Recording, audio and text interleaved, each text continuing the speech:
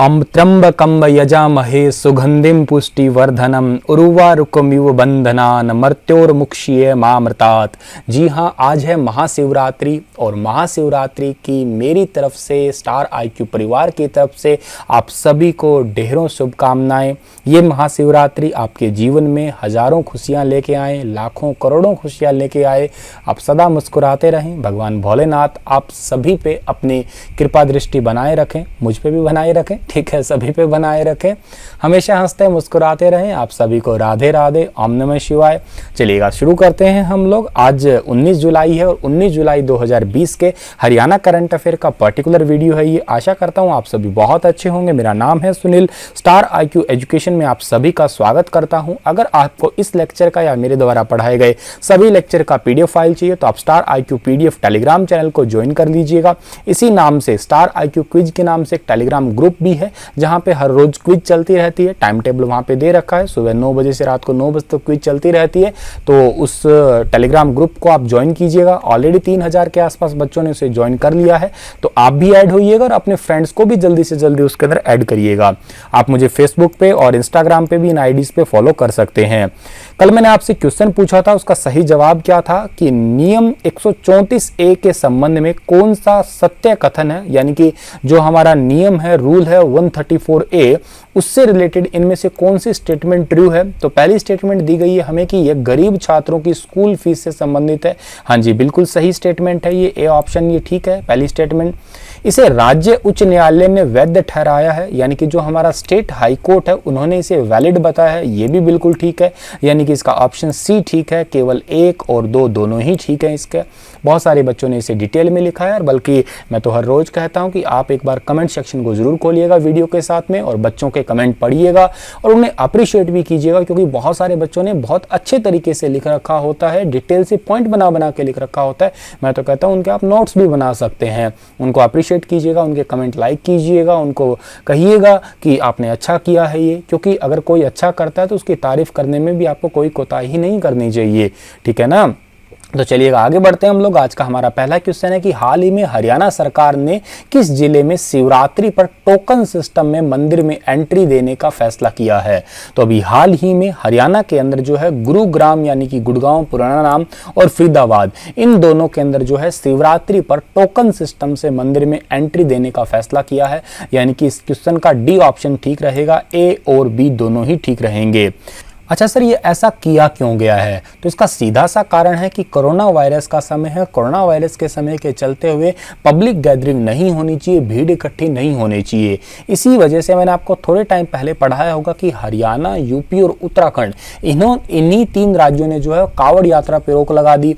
उसके बाद में इन्हीं 3 राज्यों के पुलिस अध्यक्ष जो हैं, वो पुलिस एसपी वगैरह मिलके इकट्ठे एक मीटिंग हुई और उसमें ये कहा गया कि अगर कोई कावड़ लेने जाता है, चोरी छुपे जाता है, तो उसको उसी के खर्चे से जो है 14 डेज तक क्वारंटाइन रखा जाएगा। और अब जो है तीसरी बात ये है कि जो हमारे 2 जिले हैं, एक का नाम फरीदाबाद है, एक का नाम गुरुग्राम है, इन दोनों के अंदर जो है वो मंदिर के अंदर जाने से पहले टोकन व्यवस्था शुरू की गई है। मतलब 2 से 5 व्यक्ति के ग्रुप ही मंदिर के अंदर जा सकते हैं, ठीक है। हर आधे घंटे के बाद में ऐसे 2-2, 5-5 आदमी के ग्रुप जाएंगे। ऐसे नहीं है कि आप भीड़ में धक्का मुक्की करके जा सकते हैं। मंदिर सुबह 5 बजे से रात 10 बजे तक ही खोले जाएंगे, इसके बाद में नहीं ओपन होंगे। मास्क लगाना अनिवार्य होगा। सभी के बीच में सोशल डिस्टेंसिंग के रूप में 2 गज की दूरी बनाए रखना भी बहुत ज़्यादा जरूरी है होगा। अच्छा, जिक्र गुरुग्राम और फरीदाबाद का हुआ है तो दोनों के बारे में जिक्र कर लेते हैं। गुरुग्राम मैप में आपको ये नजर आ रहा होगा। गुरुग्राम की स्थापना 1 नवंबर 1966 को हुई है। क्षेत्रफल 1258 वर्ग किलोमीटर है। उपनामों की बात की जाए तो ये बहुत सारे उपनाम हैं, मैंने आपको कई बार बताए हैं। अगर आपको याद हुए तो मेरे साथ साथ बोलिएगा। पहला है साइबर सिटी, फिर है सपनों की सिटी, फिर सौर ऊर्जा का हब, गुरु द्रोणाचार्य का गांव, call centre of capital, Bharat की मॉल सिटी, इलेक्ट्रॉनिक सिटी, अमीरों की नगरी और मिलेनियम सिटी इसका नाम आता है। मंदिरों में शीतला माता का मंदिर फेमस है और भीमकुंड मंदिर फेमस है और एकलव्य मंदिर फेमस है। उद्योगों की बात की जाए तो मारुति उद्योग फेमस है। चीनी मिट्टी बर्तन उद्योग और ड्रग्स एवं फार्मा उद्योग फेमस है। अच्छा, जिक्र तो फरीदाबाद का भी हुआ है, तो फरीदाबाद गुरुग्राम नाम के साथ ही लगता हुआ है मैप में ये रहा। हालांकि फरीदाबाद के बाहर तो यमुना नदी भी बहती है और फरीदाबाद की स्थापना 15 अगस्त 1979 को हुई है। फरीदाबाद को हरियाणा की औद्योगिक नगरी कहते हैं, इंडस्ट्रियल एरिया है ये। मंदिरों की बात की जाए तो झरना मंदिर फेमस है, मेलों की बात की जाए तो पंखा मेला और सूरजकुंड मेला फेमस है। अगला हमारा क्वेश्चन रहेगा, और जो कि इंपॉर्टेंट क्वेश्चन है, कि हाल ही में किस नगर निगम ने शमशान घाट में ही मृत्यु प्रमाण पत्र को ऑनलाइन करने के लिए टैबलेट देने का फैसला किया है? तो देखिएगा, म्युनिसिपल कॉर्पोरेशन के अंदर जो है टैबलेट दिए जाएंगे ऑनलाइन डेथ सर्टिफिकेट देने के लिए ही। तो ये अभी घोषणा हाल ही में हुई है सोनीपत के अंदर। बी ऑप्शन सही है इस क्वेश्चन का हमारा। अच्छा, ऐसा क्यों हुआ है सर? देखिएगा, क्या होता है कि मान लेते हैं कोई बुजुर्ग आदमी है, या मान लेते हैं कि कोई आर्मी से या किसी भी आपके गवर्नमेंट डिपार्टमेंट से जो है रिटायर्ड है। अब क्या होता है कि बुढ़ापे के दौरान या उसके जो है रिटायरमेंट के बाद में कुछ पेंशन व्यवस्था होती है और पेंशन चल रही होती है। अब क्या होता है, अगर वो मर जाए तो कई बार क्या होता है, घपले घोटाले आप लोगों को देखने को मिलते हैं कि मरने के बाद में भी उसके बारे में नहीं बताया जाता है, डेथ सर्टिफिकेट नहीं बनाया जाता है। गांव वगैरह में इतना कौन पूछता है, तो उसकी जो वो पेंशन है वो रेगुलर जो चल ही रही होती है, वो रुकती नहीं है। तो भाई ये तो बहुत बड़ा घोटाले वाली बात है। लेकिन अब क्या किया जाएगा, अब जैसे ही वो मरता है तो मरने के तुरंत बाद में जो है उसका डेथ सर्टिफिकेट बनने वाला है, वहीं पे ही बनने वाला है, ये ऑनलाइन हो जाएगा अब आपका, ठीक है। और निगम ने इसकी रिपोर्ट जो NIC यानी कि नेशनल इंफॉर्मेटिक्स सेंटर जो है उसको भेजी जाएगी और उसके बाद में समाज कल्याण विभाग द्वारा ये रिपोर्ट जो है पेश होगी। तो यूं कह दीजिएगा आप लोग कि जैसे ही उसकी मृत्यु होगी तुरंत ही उसके अंदर जो है वहाँ पे जो स्टाफ वगैरह होगा तो उसका ऑनलाइन रजिस्ट्रेशन हो जाएगा और उसको थोड़े समय के बाद ही जो है वो एक डेथ सर्टिफिकेट या मृत्यु प्रमाण पत्र मिल जाएगा। और इसके लिए जो है नगर निगम ने तकरीबन 30 शमशान घाट और 3 कब्रिस्तान के अंदर इस योजना को शुरू कर दिया है। शमशान घाट और कब्रिस्तान के बारे में तो आपको अलग अलग पता ही होगा। शमशान घाट जहाँ पे कुछ समाज में ऐसा होता है कि जलाया जाता है शवों को, और कुछ समाज में ऐसा होता है कि दफनाया जाता है, ठीक है। तो वहाँ पे इनको जो है नियुक्त कर दिया गया है नए स्टाफ को। इससे पहले क्या होता था सर? तो इससे पहले होता था एक लगभग 20 से 21 दिनों का एक प्रोसेस होता था। मरने के बाद में जो है रजिस्ट्रेशन करवाया जाता था, फिर जो मरा है उस व्यक्ति का आधार कार्ड के साथ में कागज ऑफलाइन डॉक्यूमेंट सेव करवाने होते थे, फिर जाके फाइल वगैरह जमा होती थी, फिर ऑनलाइन रजिस्ट्रेशन होता था, तब जाके उनको मृत्यु प्रमाण पत्र मिलता था। लेकिन अब जो है ये तुरंत मिल जाएगा, इससे घोटाले भी रुकेंगे। इससे कुछ परिजनों को जरूरत पड़ती है डेथ सर्टिफिकेट की, तो वो भी सब कुछ मिल जाएगा। कई बार क्या है कि ये जरूरी भी हो जाता है, क्योंकि ऐसा है कि घोटाला चलो एक पक्ष हुआ, कई बार मरने के बाद में कुछ प्रॉपर्टी वगैरह की भी नाव करवानी होती है। भाई ऐसा कई बार लिखवा के चले जाते हैं ना कि जब तक मैं जीऊँ तब तक तो ये प्रॉपर्टी मेरी है, मर जाने के बाद में प्रॉपर्टी मेरे बेटों की हो जाए या मेरी बेटी की हो जाए, तो ये चीज़ जरूरी पड़ती है। जब मर जाने के बाद में प्रूफ क्या मरने का, डेथ सर्टिफिकेट तो प्रूफ होता है ना, तो जितना जल्दी हो सके, कईयों को तो बड़ी जल्दबाजी हो जाती है, ठीक है, बाप मरा तो मरा, कोई बड़ी बात नहीं है, जमीन हमारे हिस्से आ जाए तो जल्दी से हमें इसके मृत्यु प्रमाण पत्र मिल जाए। तो खैर ये कई पहलुओं की वजह से बहुत इंपॉर्टेंट काम किया गया है। शुरुआत तो सोनीपत से हुई है, हालांकि धीरे धीरे इस नियम को जो है पूरे हरियाणा, समूचे हरियाणा के अंदर भी लागू कर दिया जाएगा। सोनीपत का जिक्र हुआ। सोनीपत की स्थापना 22 दिसंबर 1972 को हुई है। और सोनीपत के विधानसभा क्षेत्रों की बात की जाए तो सोनीपत है, खरखोदा है, राई है, गन्नौर है, बड़ौदा है और गोहाना का नाम आता है। उपनामों में हरियाणा की एटलस सिटी ऑफ हरियाणा कहते हैं, एजुकेशन सिटी ऑफ हरियाणा। ध्यान रखिएगा, कंफ्यूजन मत होना, आप यहाँ पे कंफ्यूज मत क्रिएट कर लेना अपने आप से कि एजुकेशन हब और education city. Education hub Rohtak को पढ़ते हैं और एजुकेशन सिटी हम लोग सोनीपत को पढ़ते हैं। और सोनीपत को ही गोल्डन सिटी ऑफ हरियाणा भी कहते हैं हम लोग। उद्योगों में बात की जाए तो एटलस साइकिल का कारखाना है। मंदिरों की बात की जाए तो एटलस मंदिर फेमस है। अगला हमारा क्वेश्चन है कि हाल ही में खनन विभाग ने किस जिले में खनन कार्य शुरू करने का फैसला किया है? तो अभी हाल ही में खनन विभाग ने यानी कि माइनिंग डिपार्टमेंट ने जो है अपना माइनिंग वर्क जो है वो फरीदाबाद और पलवल के अंदर जो है वो शुरू किया है, ठीक है। फरीदाबाद और पलवल डिस्ट्रिक्ट के अंदर स्टार्ट किया गया है। ए और बी इस क्वेश्चन का जो ऑप्शन है वो बिल्कुल ठीक रहेगा, डी ऑप्शन ठीक रहेगा इस क्वेश्चन का हमारा। अच्छा, खनन विभाग ने अपने आप को ही अपडेट किया है अब देखिएगा क्या होता है, यहाँ पे भी बड़ा घोटाला होता है। जैसे फॉर एग्जांपल जहाँ पे भी माइनिंग का काम चल रहा है, खनन का काम चल रहा है, खान का या मिट्टी निकालने का, पत्थर तोड़ने का, तो वहाँ पे क्या है, उस एरिया के अंदर कुछ वैलिड ही गाड़ियाँ एंटर करती है जनरली तो, ठीक है। लेकिन फिर भी कुछ लोग क्या होता है कि गड़बड़ घोटाले से या किसी को पैसे वगैरह दे के ठेकेदार वगैरह को अपनी गाड़ी भी एंटर करवा लेते हैं। इससे क्या होता है कि जितनी ज़रूरत का खनन है वो जहाँ ज़रूरी है डेटा के अकॉर्डिंग उतना तो यूज़ होता नहीं है, और फिर वो फर्जीवाड़े में फिर आप समझते हैं तो फिर वो वेस्टेज टाइप में ही कहिएगा आप लोग। तो दरअसल खनन विभाग ने अपने आप को ही अपडेट कर लिया, इसके लिए एक एप्लीकेशन तैयार कर लिया इन्होंने। तो अब इस ऐप के माध्यम से ही सब कुछ होगा, एंट्री वगैरह होना, या यूं कहिएगा जितने भी वाहन जाएंगे, कितने वाहन जाएंगे, तो अपने आप को इसमें अपडेट रखना होगा इस टाइप से। तो ये बहुत इंपॉर्टेंट हो जाएगा। रिसेंटली थोड़ा टाइम पहले भी ऐसा एक मामला सामने आया था, जहाँ अम्बाला और यमुनानगर के अंदर जो है कुछ एक दो व्यक्ति को जो है सस्पेंड भी किया गया था वहाँ पे। अब ये जो अपडेट वाला काम या एप्लीकेशन वाला काम शुरू किसने किया है, तो हरियाणा के खनन मंत्री जिनका नाम है मूलचंद शर्मा, उन्होंने इसे शुरू किया है फरीदाबाद और पलवल के अंदर। अच्छा, फरीदाबाद का तो जिक्र आप कर ही चुके हैं, पलवल की बात कर लेते हैं हम लोग। जो है पलवल की स्थापना 15 अगस्त 2008 को हुई है। क्षेत्रफल 1357 वर्ग किलोमीटर है। विधानसभा क्षेत्रों की बात की जाए तो पलवल है, होडल है, हथीन है और पृथला का नाम आता है। ये पलवल रहा। पलवल से ही जो है यमुना नदी एग्जिट करती है हरियाणा से, एंटर यमुनानगर से करती है, एग्जिट है पलवल से करती है, और फिर यूपी के अलीगढ़ के अंदर जो है एंटर कर जाती है। पलवल को हरियाणा की कॉटन सिटी कहते हैं, हरियाणा की सुगर सिटी भी कहते हैं। मंदिरों की बात की जाए तो पंचवटी मंदिर है, दाऊ जी का मंदिर, ये फेमस मंदिर है दाऊ जी का मंदिर, एग्जाम में कई बार पूछा गया है। यहाँ थोड़ा कंफ्यूजन भी होता है क्या कि पहले ये फरीदाबाद में है, जनरली कई पुरानी बुकों में इसे फरीदाबाद में लिखा गया है, लेकिन फरीदाबाद को ही काट के जो है पलवल बनाया गया है, इस वजह से अब ये पलवल में आता है ये वाली जगह। तो ये भी याद रखिएगा आप लोग। मेलों की बात की जाए तो बलदेव जो है बलदेव का मेला है, सती रमणी का मेला है, पुलडोर का मेला है। ये तीनों मेले आप लोगों को याद रखने हैं। आइए अगले सवाल की ओर बढ़ते हैं। तो हाल ही में लाडवा, ये लाडवा कुरुक्षेत्र वाला है, ध्यान रखिएगा। हाल ही में लाडवा में 5 दिवसीय मैंगो मेला, ठीक है, यानी कि मैंगो फेयर लगा है। इसकी शुरुआत कब हुई है, तो इसकी शुरुआत हुई है 18 जुलाई को। अभी रिसेंटली ही सी ऑप्शन जो है इस क्वेश्चन का हमारा बिल्कुल ठीक रहेगा। अच्छा, ये 5 दिवसीय मैंगो मेला लगा तो है, मैंगो फेयर, इसका सबसे बड़ा उद्देश्य क्या है, रीजन क्या है? आप सभी को पता है हरियाणा के अंदर एक मेरा पानी मेरी विरासत योजना शुरू हुई है। इस योजना के तहत क्या है कि इस योजना के तहत लोग धान की फसल को छोड़ के बागवानी की तरफ थोड़े आकर्षित हो या दूसरे अन्य फसलों पे आकर्षित हो, ताकि पानी के लेवल जो है उसको बचाया जा सके। क्योंकि रिसेंटली मैंने आपको पढ़ाया था कि 5 सालों के दौरान ही 2015 से 20 के दौरान ही 5-5.5 मीटर जल स्तर जो है नीचे चला गया है। हरियाणा के 8 ब्लॉक के अंदर बेसिकली, जैसे रतिया है, सिरसा है, फतेहाबाद है, इनके अंदर स्पेशली कहा गया है कि इस बार जो चावल धान ना लगाया जाए। जो नहीं लगाएगा उनको 7,500 प्रति एकड़ जो है इनाम भी दिए जाएंगे। तो इस टाइप से जो है 18 जुलाई को ये 5 दिवसीय मैंगो मेला शुरू किया गया। इनका सीधा सा उद्देश्य आपको मैंने बता ही दिया।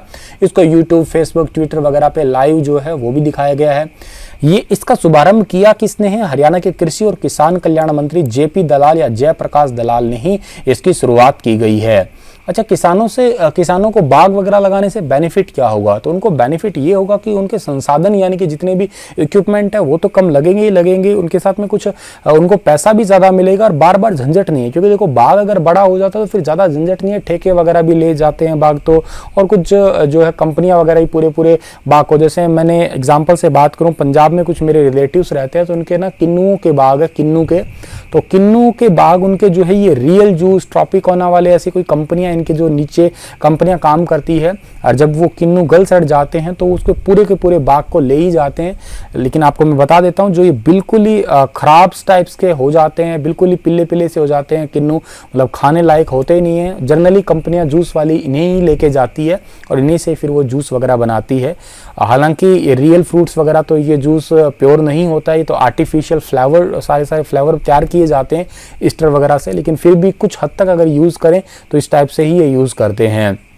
चलिएगा आगे बढ़ते हैं हम लोग। उससे पहले कुरुक्षेत्र का जिक्र करते हैं। कुरुक्षेत्र की स्थापना 23 जनवरी 1973 को हुई है और क्षेत्रफल जो है 1530 वर्ग किलोमीटर है। विधानसभा क्षेत्रों में थानेसर है, शाहाबाद है, पेहोवा है और लाडवा का नाम आता है। कुरुक्षेत्र को हम लोग हरियाणा की धर्म नगरी कहते हैं, वैदिक सभ्यता का पालना कहते हैं, सिटी ऑफ पार्क्स के नाम से भी पुकारते हैं। मंदिरों की बात की जाए तो बिड़ला मंदिर है, स्थानेश्वर मंदिर है, सर्वेश्वर महादेव मंदिर है, देवी कूप भद्रकाली मंदिर है। ये मंदिर जो है बहुत फेमस है, एग्जाम में बहुत बार पूछे जाते हैं। स्टार मार्क कर रहा हूं, याद कर लेना जरूरी ने। मेलों की बात की जाए तो पेहवा मेला फेमस है और मारकंडा मेला फेमस है। आगे अगले क्वेश्चन की ओर पढ़ते हैं। ये बहुत इंपॉर्टेंट क्वेश्चन है कि हाल ही में शव दाह के लिए, यानी कि जो मरने के बाद में हम लोग शव दाह संस्कार करते हैं, उसके लिए पहली एलपीजी मशीन हरियाणा के किस जिले में लगाई गई है? तो पहली एलपीजी मशीन जो है हरियाणा के करनाल के अंदर लगाई गई है। अब देखिएगा इस एलपीजी मशीन से होगा क्या। देखिएगा सबसे पहला इंपॉर्टेंट फैक्ट तो है कि इसे प्रदूषण ना के बराबर ही होगा। जब जलेगा जो शव है उसको जलाया जाएगा तो क्या होगा कि प्रदूषण ना के बराबर ही होगा और प्रदूषण नहीं होगा। एक दूसरी इंपॉर्टेंट बात होगी कि जल्दी से ही शव को जो है जलाया जा सकता है, कम लकड़ियों की जरूरत होगी। इस मशीन को तकरीबन 67 लाख रुपए की खर्च से जो है इसे बनाया गया है। करनाल के अर्जुन गेट स्थित के पास में एक शिवपुरी शमशान घाट है, उसके अंदर जिले की पहली मशीन जो है लगाने का काम अभी चल रहा है। अच्छा, इससे ये मशीन जो है तकरीबन 10 दिन के अंदर यहाँ पे लग जाएगी। इसमें एक एलपीजी सिलेंडर लगा होता है, ये इस टाइप की मशीन है, मैं आपको बता देता हूँ, ठीक है। ये मशीन है, ठीक है। इस मशीन के अंदर यहाँ पे जो है वो शव को लेटाया जाता है, फिर इसके अंदर मैनुअली इस शव को जो है एंटर कर देते हैं। ये पहिए वगैरह लगे हैं, धक्का डाल के फिर ये गेट बंद हो जाता है। तकरीबन इसके अंदर 850-900 डिग्री सेल्सियस के आसपास टेम्परेचर बनता है और फिर लगभग 1 घंटे के अंदर 40 से 50 मिनट या घंटे के अंदर जो है जो भी शव होता है वो पूरा का पूरा खत्म हो जाता है, उड़ जाता है, स्वाहा हो जाता है, यूं कहिएगा आप लोग एक प्रकार से। और थोड़ा बहुत हल्का फुल्का धुआं होता है तो उसके लिए जो है वेंटिलेशन होता है, डायरेक्ट आकाश में ही मिल जाता है। बहुत ऊंची पाइप रखी जाती है, काफ़ी ऊंची मशीन होती है, ये बड़ी बहुत होती है, ठीक है। तो और थोड़ी बहुत अस्थियां वगैरह बचती है जो कि मतलब परिजनों को चाहिए होती है, जैसे गंगा वगैरह नदी में बहाने के लिए। तो इससे प्रदूषण को कम करना, और ये सबसे इंपॉर्टेंट अब फिलहाल जरूरी था क्योंकि कोरोना वायरस के टाइम पे बहुत सारे लोगों की मृत्यु हो रही है और इतने सारी मृत्यु हो रही है तो फिर इतनी लकड़ियां, प्रदूषण, इन सभी चीज़ों को मद्देनजर रखते हुए दुनिया भर के अंदर ऐसा चाल चलन चल गया है ऐसी मशीनों का। करनाल की बात हुई है तो करनाल को मैप में देखिएगा। करनाल की स्थापना 1 नवंबर 1966 को हुई है। क्षेत्रफल 2520 वर्ग किलोमीटर है। विधानसभा क्षेत्रों में करनाल है, नीलोखेड़ी है, घरौंडा है और असंध का नाम आता है। उपनामों की बात की जाए तो धान का कटोरा इसे कहते हैं, हरियाणा का पेरिस इसे कहते हैं, कर्ण नगरी इसे कहते हैं। उद्योगों में फेमस है लिबर्टी जूता उद्योग और वनस्पति उद्योग। मंदिरों की बात की जाए तो सीता माई मंदिर फेमस है। मेलों की बात की जाए तो पराशर ऋषि का मेला फेमस है, बाबा सिमरन दास समाधि मेला फेमस है, पांडु मेला फेमस है और छड़ियों का मेला फेमस है यहाँ का। चलिए आगे बढ़ते हैं हम लोग। तो हरियाणा के किस जिले में पुलिस विभाग ने कर्मचारियों को ई चलानिंग मशीनें दी जाएगी? ई चलानिंग यानी कि ऑन द स्पॉट ही उनको चलान करके मशीन से प्रिंट करके दे दिया जाए, ठीक है। तो ये कौन से जिले के अंदर दी जाएगी? अंबाला के अंदर दी जाएगी। ए ऑप्शन जो है इस क्वेश्चन को हमारा बिल्कुल ठीक रहेगा।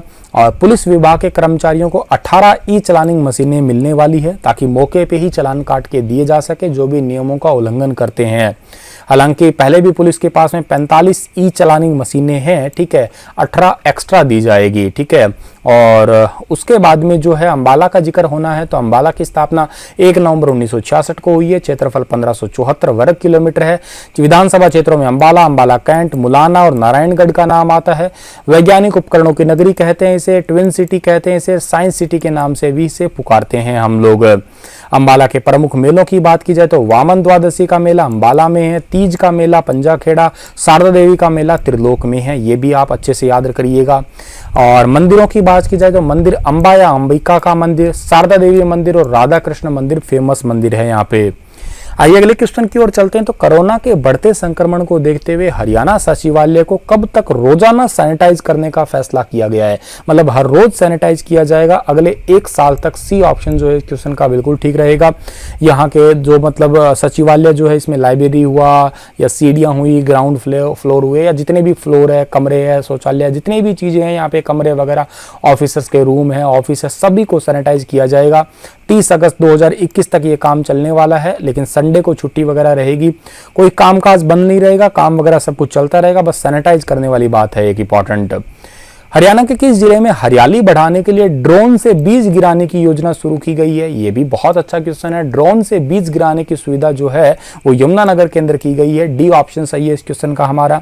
देखिएगा क्या होता है कि कुछ दुर्गम जगह होती है, कुछ पहाड़ वगैरह ऐसी जगह होती है जहाँ पे पौधे लगाए तो नहीं जा सकते ना, लेकिन वर्षा ऋतु में अगर बीज पड़ा हो वहां पे तो जो है अपने आप ही अंकुरित हो जाता है। जैसे कई बार आप लोगों ने देखा होगा, अगर आप खेतों से संबंध रखते हैं तो हम लोग आम खाते आम की गुठली फेंक देते हैं, लेकिन थोड़े दिनों के बाद में आपने देखा होगा आम उग जाता है। कुछ ऐसे ही आप कहिएगा कि ड्रोन से बीज गिराने से जो है वो पेड़ पौधे उगेंगे तो घना जंगल होगा, और बहुत सारे पेड़ पौधे होंगे तो बारिश वगैरह भी अच्छे तरीके से आएगी।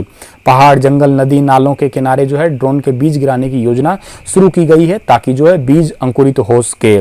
हरियाणा के वन एवं शिक्षा मंत्री कंवरपाल गुर्जर ने जो है साढौरा ब्लॉक के टिब्बी गांव में जो है ड्रोन से पहाड़ी इलाकों पे जो है ये अलग अलग प्रजातियों के बीजों का छिड़काव करके इसका उद्घाटन किया है।